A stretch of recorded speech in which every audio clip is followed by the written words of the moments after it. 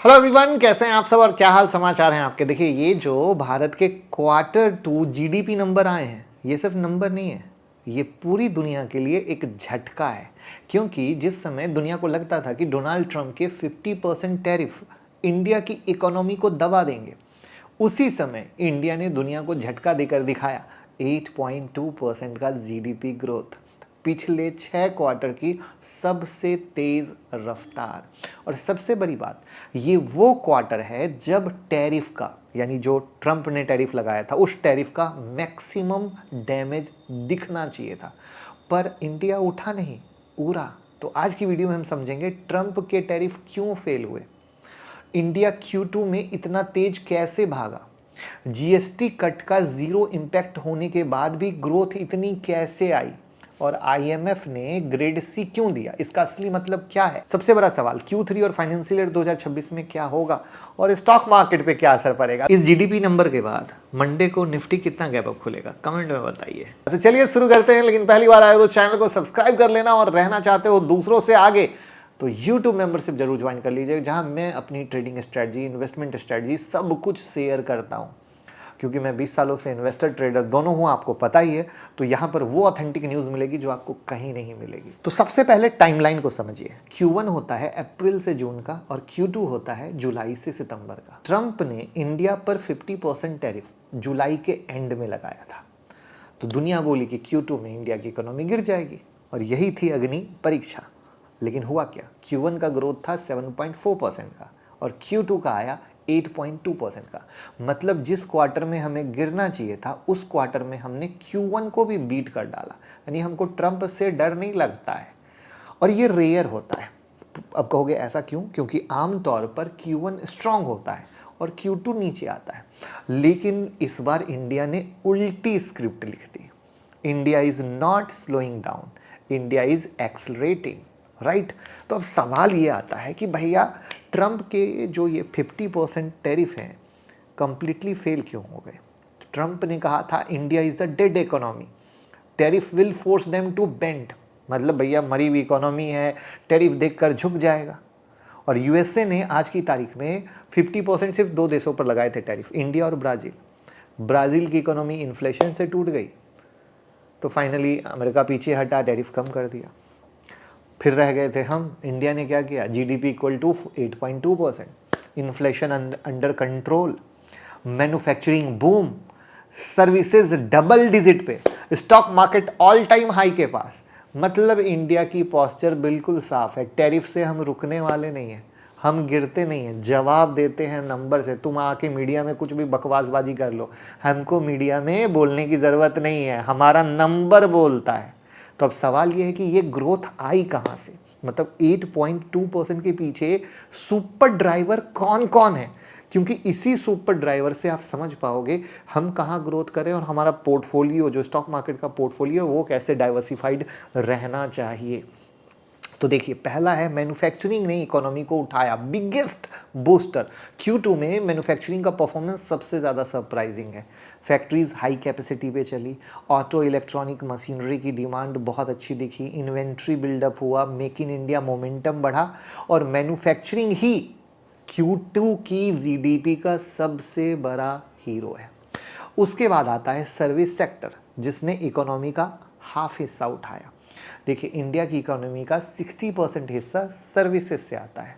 इस बार banking, financial service, insurance, real estate, professional service, सब ने धूम मचा दी, और सब डबल डिजिट के पास रहे। और सर्विस स्ट्रॉन्ग का मतलब क्या है, जॉब भी है, कंजप्शन भी है, डिमांड भी है, पूरा 360 डिग्री एंगल सब स्ट्रॉन्ग। अब आते हैं तीसरे एंगल पे। तीसरा एंगल है कंज्यूमर स्पेंडिंग, जिसने आग लगा दी, आग लगा दी। देखिए, Q2 में आप अगर ट्रैवल देखने चले जाओ, होटल देखने चले जाओ, रेस्टोरेंट देखने चले जाओ, एविएशन देखने चले जाओ, मोबाइल की सेल देखने चले जाओ, ऑटो की सेल देखने चले जाओ, सब बूमिंग थे। ये इसलिए इंपॉर्टेंट है क्योंकि जीडीपी का बड़ा हिस्सा उसी में से आता है जो लोग खरीदते हैं, और यहां पर वही हुआ, राइट। इसके बाद चौथा आता है गवर्नमेंट का कैपेक्स, क्योंकि सरकार का कैपेक्स अगर बढ़ रहा हो तो बहुत अच्छा होता है। तो इसने दिया टर्बो बूस्टर। कैसे? इंफ्रा पर स्पेंडिंग फुल स्पीड पर थी, जैसे कि highway, railway, defence, port, green energy, मतलब धमाका लगा हुआ था। और जब गवर्नमेंट कैपेक्स उठती है तो इकोनॉमी भी उठती है, और Q2 में कैपेक्स सबसे तेज था। अब हम आते हैं इन्फ्लेशन पे, 5वां नंबर पॉइंट। देखिए इन्फ्लेशन क्या रहा? लो रहा, और रियल जीडीपी ऑटोमेटिक हाई। क्यों? क्योंकि जीडीपी दो तरह की होती है, एक होती है नॉमिनल जीडीपी इन्फ्लेशन के साथ, दूसरी होती है रियल जीडीपी इन्फ्लेशन हटा के। और इस क्वार्टर में इन्फ्लेशन सॉफ्ट था, इसलिए रियल जीडीपी हाई आना था। तो इसका मतलब ग्रोथ में क्वालिटी भी है और स्टेबिलिटी भी है, ये समझना बहुत ज़रूरी होता है। अब सबसे मज़ेदार चीज़, जीएसटी कट का तो फ़ायदा आया ही नहीं है। कहोगे कैसे? जीएसटी कट सितंबर में लास्ट वीक में अनाउंस हुए थे, और इसका Q2 पर क्या इम्पैक्ट है? Zero impact. जी हाँ, ये जो 8.2% दिख रहे हैं ना, ये बिना जीएसटी कट के हैं। मतलब Q3 में ये नंबर और इम्प्रूव होंगे। और Q3 कौन सा टाइम होगा? अक्टूबर से दिसंबर का। तो ये भगवान ने चाहा तो ये क्वार्टर हो सकता है हिस्टोरिक। पूछोगे क्यों? क्योंकि Q3 में आता है दिवाली, वेडिंग सीजन, टूरिज्म का पिक, लॉजिस्टिक का बूम, ऑनलाइन शॉपिंग की स्पाइक, ऑटो रियल एस्टेट की डिमांड की बूम, मैन्युफैक्चरिंग एक अनदर लेवल पे। तो आप ये समझ लो कि Q3 अगर 7.5% भी आ गया तो बहुत अच्छा, लेकिन अगर Q3 8% आया तो ग्लोबल रिकॉर्ड टूट जाएगा। और ये पॉसिबल भी है क्योंकि जीडीपी मोमेंटम ऑलरेडी स्ट्रांग है। अब यहाँ पर एक बहुत ही खतरनाक बात आती है। आईएमएफ ने क्या किया? भारत को ग्रेड सी दे दिया। तो क्या ये निगेटिव है? और सोशल मीडिया पे ये चीज़ें गलत तरीके से फैल गई कि आईएमएफ ने इंडिया को ग्रेड सी दिया है तो क्या जीडीपी का डेटा फेक है? ट्रुथ क्या है? तो देखिए आईएमएफ की एक टेक्निकल रिपोर्ट होती है, उसमें होता है डेटा एडिक्वेसी ग्रेड। ए मतलब परफेक्ट, बी मतलब गुड, सी मतलब नीड्स अपडेट, और डी मतलब वीक। इंडिया को सी मिला। क्यों? क्योंकि इंडिया अभी भी 2011-12 को बेस ईयर मानता है, और आईएमएफ चाहता है कि नया बेस ईयर 2017-18 या 20-21 हो, और India already base year update पर काम कर रहा है। बराबर। तो इससे क्लियर हो गया कि डेटा सही है, सब कुछ सही है। सोशल मीडिया की बातों पे जाइएगा तो गलत फंस जाइएगा। अब सबसे मज़ेदार चीज़, चाइना को भी वही ग्रेड सी मिला हुआ है, एशिया के आधे देशों को सी या डी मिला हुआ है। आई बात समझ में?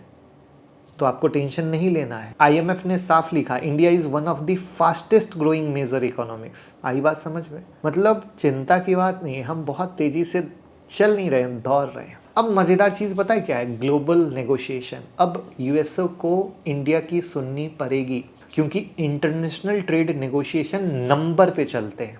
इंडिया के पास स्ट्रांग लीवरेज है। अब कैसे होगा?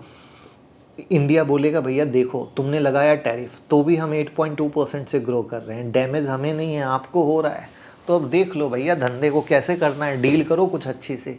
और यही वजह है कि एप्पल इंडिया शिफ्ट कर रहा है, बोइंग इंडिया में पेमेंट प्लांट लगा रहा है, माइक्रोसॉफ्ट गूगल एआई इन्वेस्टमेंट बढ़ा रहे हैं, सप्लाई चेन इंडिया की तरफ शिफ्ट हो रहा है।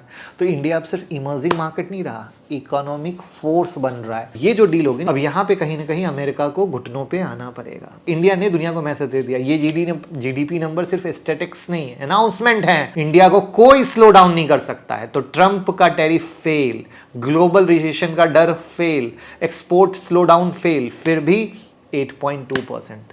और Q3 स्ट्रांग आया, Q4 स्टेबल रहा, तो 2026 में इंडिया का $4 ट्रिलियन जीडीपी टारगेट भी पॉसिबल है। दुनिया शॉक में है, इंडिया स्पीड बढ़ा रही है, और हमारा स्टॉक मार्केट तो भैया इसी चीज़ का इंतज़ार कर रहा था। और अगर आप लोग हमारे यूट्यूब मेंबरशिप से जुड़े होंगे तो वहाँ पर हम लगातार बात कर रहे थे, डरो मत, इन्वेस्टमेंट करो, पूरा मज़ा आने वाला है। कोई भी अगर ना जुड़ा हो तो प्रूफ जाके चेक कर लीजिएगा, क्योंकि ये चीज़ें वही बोल सकता है जो इन्वेस्टर हो, राइट। क्योंकि टीवी वाले तो आज गिर गया तो डर, ऊपर चला गया तो तेजी, तो पैसा इससे नहीं बनता है। पैसा बनता है कि एक रियल इन्वेस्टर आपको क्या बता रहा है, राइट। तो आप ज़रूर जुड़ जाइए और मेरी नज़र में भैया होने वाला है धूम धूम बूम बूम। आपका क्या विचार है कमेंट में बताइए और वीडियो को शेयर करके प्यार मोहब्बत दीजिए। Thank you so much.